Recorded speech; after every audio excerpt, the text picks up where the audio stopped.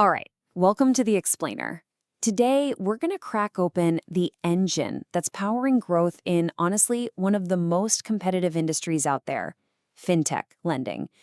We're diving into something called performance marketing, and it all kicks off with one absolutely huge number. So just how big is this arena we're talking about? Well, get this. By 2023, the Indian digital lending market was projected to be worth $350 billion. I mean, that's not just a big number, right? That's a battlefield. And really, that number, it represents a kind of modern-day gold rush. You've got countless fintech companies all scrambling to grab their piece of that prize. And here's the kicker. They're all going after the exact same customer. So this creates the million-dollar question, doesn't it? When everybody is screaming for attention, how does a new fintech lender even get noticed? More importantly, how do you find the right customers? You know, the ones who will actually use your service without just setting your money on fire. Okay, so this is what it's really like on the ground. For starters, the competition is just insane. And even if you manage to get a customer, good luck keeping them, because people are always shopping around for the best deal. And on top of all that, you've got these digital native customers who expect everything to be perfectly seamless, totally personalized. It's a really tough playground. So what's the answer? Well, it's a strategy called performance marketing. And it's built on a really simple but kind of revolutionary idea. You only pay for what actually works. This isn't about, hoping people see your brand. It's about getting real, measurable results. I want you to really think about this for a second. It means you're not just throwing money out there for vague promises like eyeballs or reach. No, you're paying for action. Did someone actually click on your ad? Great. Did they go a step further and fill out a form? Even better. Did they apply for a loan? Perfect. You only open your wallet when one of those specific, measurable things happen. Here's a simple way to think about it. Traditional marketing is like buying a giant billboard on the highway. You pay a big, flat fee and just hope the right people drive by. Performance marketing? That's like hiring a salesperson who only gets paid a commission when they make a sale. See the difference? The risk for the business is way, way lower. The accountability is baked right in. And for a fintech startup, man, these advantages are a total game changer. It's cost efficient, which is huge when every single dollar counts.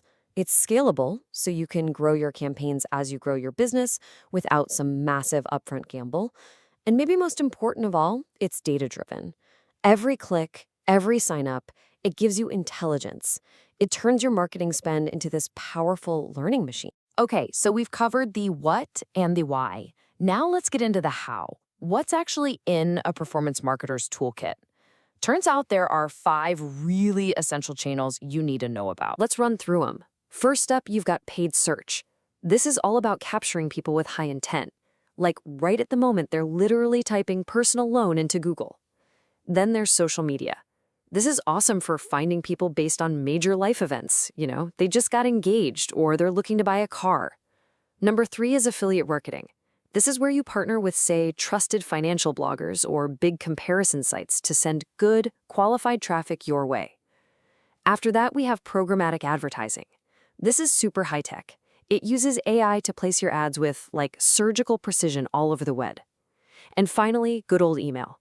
It's still so crucial for nurturing the leads you have and, maybe more importantly, for holding on to the customers you've already worked so hard to get. So with all of this activity going on, how do you even keep score? How do you know if you're actually winning or just burning cash?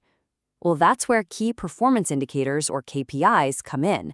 These are the hard numbers that tell you yes or no if your marketing dollars are actually helping to build the business. And really, there are 3 main acronyms you gotta know that tell the whole story. First is CAC, or Customer Acquisition Cost. Super simple. What's the all-in price to get one new customer through the door? Next is LTV, or Lifetime Value. That's how much profit you can expect to make from that one customer over the entire time they're with you. And finally, ROAS, or Return on Ad Spend. This one answers the most important question of all. For every single dollar you put into ads, how many dollars do you get back? And look, the whole game really boils down to one simple equation. Your LTV has got to be a lot higher than your CAC. If it's not, you don't have a sustainable business. It's that simple. And this is not just theory, okay? Here's a real-world example. One fintech lender tried a really clever tactic. They used Facebook to show ads specifically to people who had already started a loan application on their site, but then got distracted and never finished. The result? It was an absolute game changer. 53%. Just let that sink in. By using one smart performance marketing tactic, they sliced their cost to get a new customer by more than half. Now that is the secret sauce of smart growth right there. Think about it. A 53% drop in your acquisition cost means your marketing budget all of a sudden goes twice as far. And that is how a nimble little startup can outplay a huge established giant. Now, of course, it's not all sunshine and rainbows. There are definitely challenges. But what's really exciting to me is how technology is evolving to help solve them. So let's take a look at what's coming down the road. And the hurdles are real, for sure. Ad space on places like Google and Facebook is super competitive, and that drives up costs. The whole fintech industry has really strict compliance rules you have to follow. Plus, customers are just getting tired of being bombarded with ads all the time.